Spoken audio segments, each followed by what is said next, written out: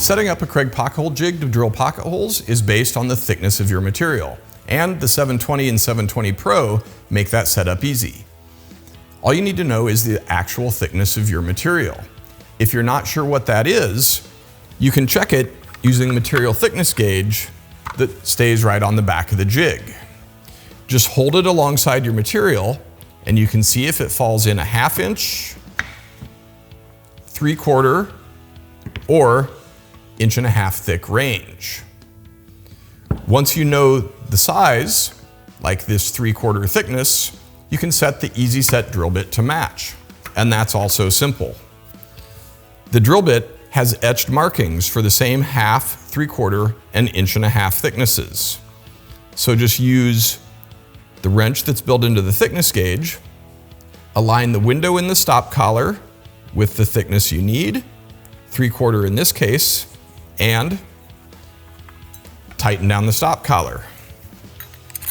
And with that, you're all set to drill pocket holes, because with the 720 and 720 Pro, you don't need to adjust the drill guide block. Clamping takes care of that part of setup automatically.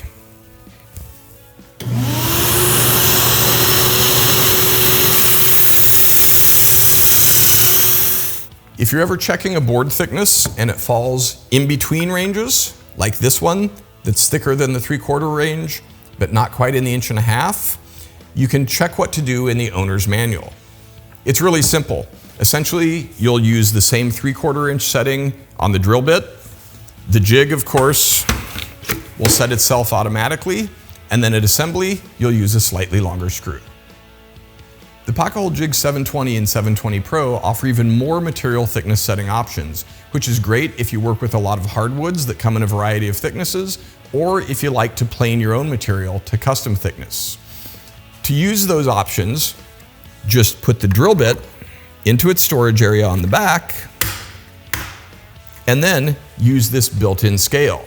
It has a wider variety of thicknesses from 1/2 inch to 1.5 inch that you can see right here, as well as some little marks that show the 1/2 and 3/4 and 1.5 inch settings that are etched into the bit.